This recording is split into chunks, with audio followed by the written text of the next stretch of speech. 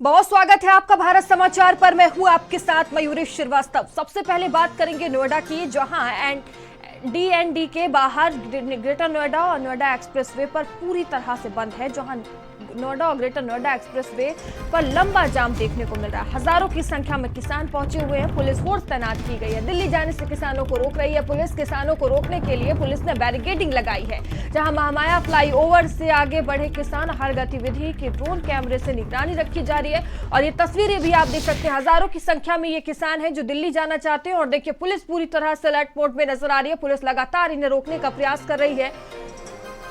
तो संसद का घेराव करने के लिए ये किसान दिल्ली जाने पर अड़े हुए हैं। और ये तस्वीरें आप देख सकते हैं। पुलिस द्वारा बैरिकेडिंग कर दी गई है।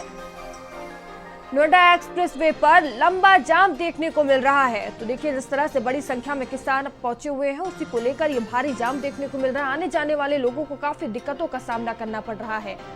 तो देखिए, दिल्ली और नोएडा बॉर्डर पर ये लंबा जो जाम है वो देखने को मिल रहा है। तस्वीरें आप देख सकते हैं। और देखिए, किसानों की हर एक गतिविधि पर ड्रोन कैमरों से नजर रखी जा रही है। पुलिस प्रशासन पूरी तरह से अलर्ट नजर आ रहा है। जिस तरह से जो किसान हैं वो दिल्ली जाने के लिए अड़े हुए हैं, और देखिए पुलिस उन्हें रोकने का प्रयास कर रही है। तो डीएनडी के बाद नोएडा ग्रेटर नोएडा एक्सप्रेसवे पूरी तरह से बंद है। और हमारे साथ संवाददाता लोकेश जुड़ चुके हैं। लोकेश, क्या जानकारी सामने आ रही है? जिस तरह से बड़ी संख्या में किसान दिल्ली जाने को अड़े हुए हैं और पुलिस उन्हें रोक रही है।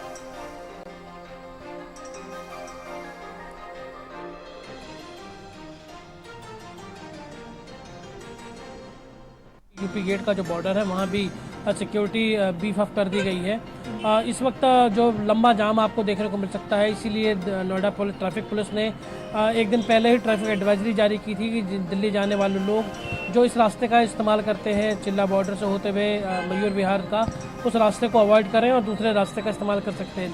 क्योंकि आज मंडे है, पीक आवर्स के दौरान लंबा जो है वो जाम देखने को मिला है। किसान अपनी करीब 6 सूत्रीय मांग है जो कि ग्रेटर नोएडा अथॉरिटी से संबंधित है, उसको लेकर के लंबे समय से धरना प्रदर्शन करते आ रहे हैं। और उन्होंने इस बार अल्टीमेटम दिया था कि वो दिल्ली का कूच करेंगे, और इसी के तहत वो दिल्ली बॉर्डर के पास आज पहुंचेंगे। और 12 बजे का जो समय रखा गया था, वहाँ पर तमाम जो अलग अलग संगठन हैं वो वहाँ पर पहुँचे हैं और अपनी मांगों को लेकर के दिल्ली कूच करने की तैयारी में। लेकिन दिल्ली के पूरे बॉर्डर को, खासकर चिल्ला बॉर्डर को छावनी के रूप में तब्दील कर दिया गया है। और वहाँ पर जो पैरामिलिट्री माफ कीजिएगा, जो रैपिड एक्शन फोर्स है दिल्ली पुलिस की तरफ से, वो तैनात कर दिया गया है। उत्तर प्रदेश पुलिस ने भी अपनी सीमा है उसके अंदर कई लेयर की बैरिकेडिंग की है ताकि उनको दिल्ली जाने से रोका जा सके। फिलहाल जो बातचीत का दौर है वो जारी है, लेकिन किसान साफ तौर पर अपनी मांगों को लेकर के अड़े में हैं और उनका कहना है कि वो दिल्ली जाएंगे। दिल्ली में भी जो ग्रैब 4 लागू है, ऐसे में कई वाहनों को भीतर जाने की परमिशन नहीं है। दूसरी तरफ संसद का सत्र भी चल रहा है, तो ऐसे में यह आशंका जाहिर की जा रही है कि दिल्ली के अंदर अगर किसान एंटर करते हैं तो फिर लॉ एंड ऑर्डर का जो प्रॉब्लम है वो खड़ी हो सकती है। तो फिलहाल एक टसल की स्थिति देखने को मिल रही है नोएडा बॉर्डर पर, और वहाँ पर लगातार जो किसानों के संगठन हैं और जो पुलिस के कुछ ऑफिशियल्स हैं उनके बीच में वार्ता का दौर जारी है। लेकिन किसानों ने साफ कर दिया है कि 2 दिसंबर यानी कि आज के दिन उन्होंने करीब 2 हफ्ते पहले ही इस बात का ऐलान किया था कि वो दिल्ली का रुख कर सकते हैं, दिल्ली कूच करेंगे, और उसी के तहत आज वो वहाँ पर बॉर्डर पर पहुँचे हैं और दिल्ली जाने की तैयारी में हैं। लोकेश, किसानों की क्या पूरी मांग है जिसको लेकर ये बड़ी संख्या में किसान दिल्ली जाने को है और संसद घेराव करने के लिए तैयार है? क्या उनकी पूरी मांगे हैं और किस तरह की अभी बातचीत चल रही है? देखिए, बातचीत के स्तर पर जो अथॉरिटी है उसके सीईओ और एसीईओ के स्तर पर भी बातचीत का दौर जारी है। मांग ये थी कि जब लैंड एक्विजिशन किया गया था ग्रेटर नोएडा प्राधिकरण और नोएडा प्राधिकरण में, तो 10% डेवलप्ड लैंड देने की बात कही गई थी, लेकिन वो 10% लैंड नहीं दी गई और जिन लोगों ने लैंड मिली भी थी बाद में उसको कैंसिल कर दिया गया। एक सबसे अहम मांग ये थी। इसके अलावा जिन लोगों की ज़मीनें गई थी उन परिवारों के एक शख्स को जो है नौकरी दिलाने का प्राधिकरण के भीतर या सरकारी नौकरी दिए जाने का वायदा था, वो वायदा भी पूरा नहीं किया गया।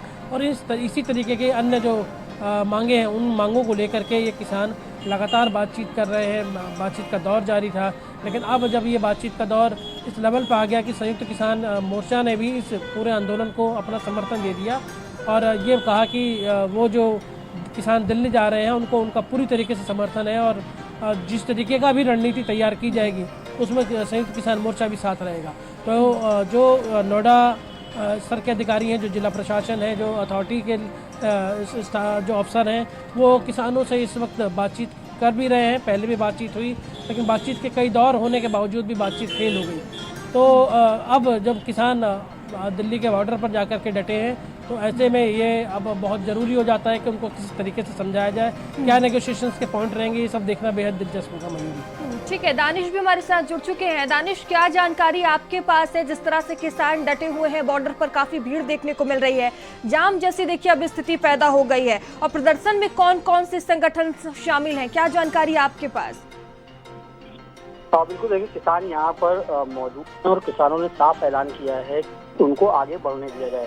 ये हम यहाँ पहुंचे हैं जो महामाया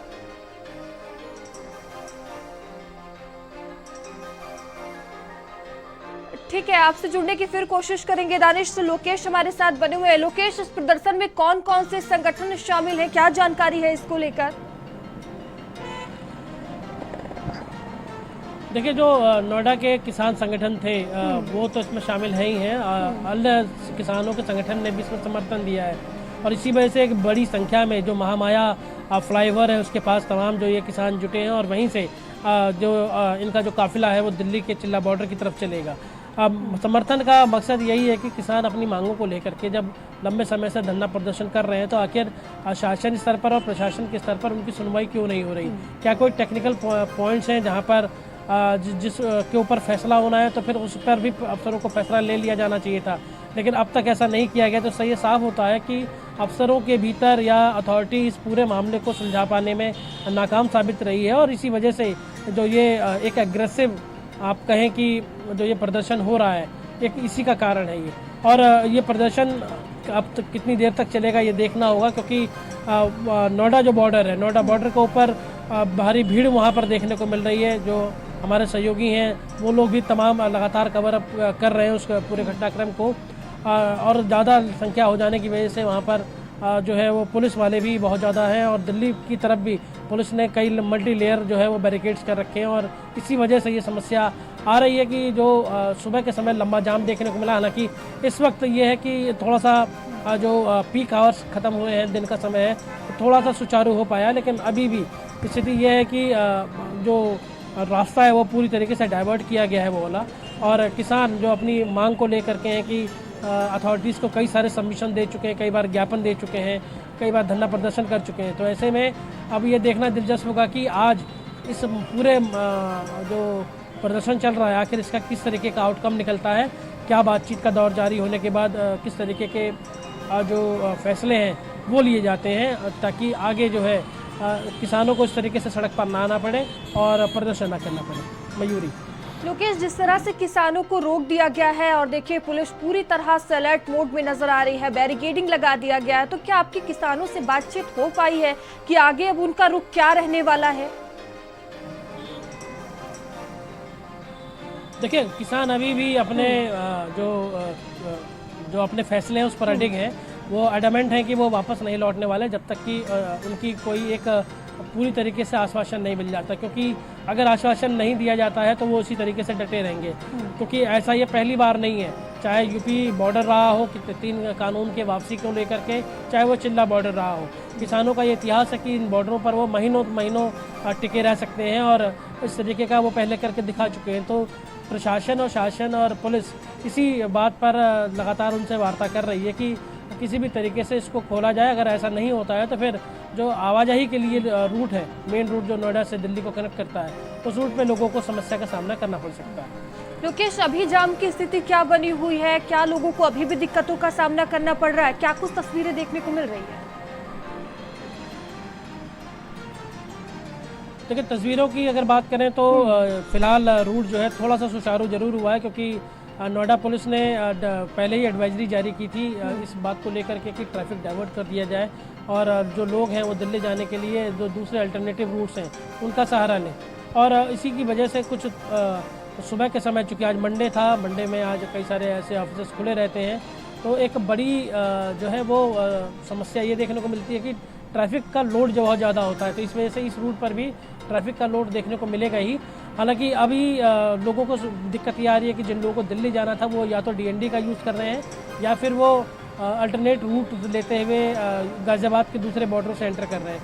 हालांकि अभी दिन का समय है तो कुछ समस्या अभी कम है, लेकिन जैसे जैसे शाम ढलेगी उस वक्त ट्रैफिक जाम लगने की संभावनाएं और ज़्यादा बढ़ जाएंगी और दोनों तरफ नोएडा से, चाहे वो एग्जिट पॉइंट हो या नोएडा से इन पॉइंट हो, उन दोनों जगहों पर दिल्ली की तरफ से भी ट्रैफिक डाइवर्ट किया गया है। और ऐसे में हज़ारों लाखों की संख्या में गाड़ियाँ जो हैं यहाँ पर दिल्ली आती जाती हैं, तो एक बड़ी समस्या उन लोगों के सामने आएगी जो लोग दिल्ली जॉब करने के लिए जाते हैं, नौकरी पेशा हैं, और या फिर अपने स्कूल कॉलेजेस के लिए जाते हैं। हालांकि पहले ही ऑनलाइन क्लासेस को लेकर के आज जो है स्कूल्स ने एक दिन पहले ही इंटीमेशन दे दिया था, तो वहाँ से कुछ राहत जरूर है स्कूलों के स्तर पर, नहीं तो जो कामकाजी लोग हैं उनके लिए तो अभी वो समस्या बरकरार रहेगी। अगर किसानों और जो डिस्ट्रिक्ट एडमिनिस्ट्रेशन है, जो यहाँ का नोएडा अथॉरिटी के बीच में बातचीत का दौर है, अगर वो पूरा तरीके से जो है वो किसी निष्कर्ष तक नहीं पहुँचता तो फिर इस तरीके की समस्या लोगों को झेलनी पड़ेगी जो जाम से संबंधित है।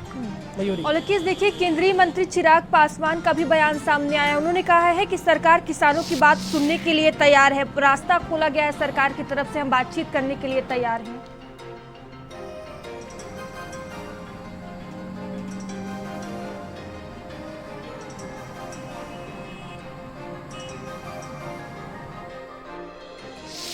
लोकेश से फिर से जुड़ने की कोशिश करेंगे तो देखिए, जो किसान है वो अपनी मांगों को लेकर डटे हुए हैं और लगातार ये जो संख्या है किसानों की देखिए बढ़ती हुई नजर आ रही है। जाम जैसी स्थिति भी हो गई है। तो यूपी के किसान संगठनों ने संसद के घेराव करने का ऐलान किया है। देखिए, दोपहर 12 बजे से ही किसान नोएडा के महामाया फ्लाईओवर के पास इकट्ठा हो रहे हैं और थोड़ी ही देर में देखिए दिल्ली कूच करेंगे। लेकिन उससे पहले जो प्रशासन है वो पूरी तरह से अलर्ट मोड पर नजर आ रहा है और लगातार हमारे साथ सहयोगी लोकेश बने हुए हैं। लोकेश, देखिए, चिराग पासवान का इसमें बयान भी सामने आया। उनकी तरफ से कहा गया है कि सरकार बात करने के लिए पूरी तरह से तैयार है। देखिए, सरकार अगर बातचीत करने के लिए तैयार है तो फिर कोई समस्या ही नहीं रह जाती है। लेकिन किसान ये जानते हैं कि जब 3 कानून वापस होने का मसला था, तब 13 महीने तक इन्हीं बॉर्डर्स को किसान घेरे बैठे थे। तो ऐसे में कई वार्ता का दौर चला था सरकारों से भी, लेकिन उस वक्त कोई ज़्यादा जो है उसका निष्कर्ष निकलता नहीं दिखा। बाद में जब सरकार ने ये कानून वापस लिया, उसी के बाद ये धरना प्रदर्शन बंद हुए। हालांकि इस बात में अगर कोई केंद्रीय मंत्री पासवान जो है वो चिराग पासवान इस तरीके के बयान देते हैं तो आप ये यकीन मानिए कि सरकार इस फैसले का निष्कर्ष की तरफ है। लेकिन चूंकि ये पूरा मामला जो मांगों से जुड़ा हुआ है, वो मामला जो है वो नोएडा अथॉरिटी और ग्रेटर नोएडा अथॉरिटी से जुड़ा हुआ है, तो इस स्तर पर फैसला जो है वो स्टेट गवर्नमेंट को लेना है और स्टेट गवर्नमेंट के फैसले के तहत ही उनको ये देखना होगा कि जो उसके राज्य सरकारों से बातचीत होगी, राज्य सरकार से बातचीत करने के बाद में जो उनकी मांगे हैं वो किस तरीके से आगे चलती हैं, ये देखना बेहद दिलचस्प होगा। क्योंकि अभी जो वार्ता है, किसान जो है वो फिलहाल अभी बैठे हुए हैं और उनके बीच में आपस की रणनीति चल रही है कि अगर उनकी वार्ता विफल होती है तो किस तरीके के आगे के फैसले लिए जाएंगे, और अगर अब बातचीत कामयाब होती है तो कब तक उन मांगों को लागू किया जाएगा, इसको लेकर के भी एक डेडलाइन फिक्स की जाएगी किसानों की तरफ से। लोकेश जी, किसान कितनी संख्या में पहुंचे हुए हैं? अभी कितनी संख्या नजर आ रही है किसानों की? देखिए, अभी तो संख्या की अगर हम बात करें तो यहाँ के किसानों के अलग अलग संगठन से हज़ारों की संख्या में किसान पहुँचे हैं और इसी के मद्देनज़र जो ट्रैफिक है वो डाइवर्ट किया गया था, क्योंकि ये काफ़ी वाहनों की संख्या भी वहाँ पर है और जो अलग अलग संगठन हैं वो वहाँ पर पहुँच रहे हैं। जो महामाया स्टेडियम है जो नोएडा के पास में, नोएडा के क्षेत्र में, उस महामाया स्टेडियम के पास के नीचे ही वो लोग एक साथ इकट्ठा हुए हैं और वहीं से इस बॉर्डर की तरफ चल रहे हैं। लेकिन उन्हें आगे जाने की परमिशन नहीं दी गई है और इसीलिए वहाँ पर एक रणनीति का दौर जो है वो उनके बीच में आपस में चल रहा है। ठीक है लोकेश, आप नजर बनाए रखिएगा। बहुत धन्यवाद आपका हमसे जुड़ने के लिए। तो देखिए, नोएडा में धारा 163 लागू कर दी गई है, जगह जगह बैरिकेडिंग की गई है। किसानों को रोकने का पूरा प्रयास जो है वो पुलिस की तरफ से किया गया है।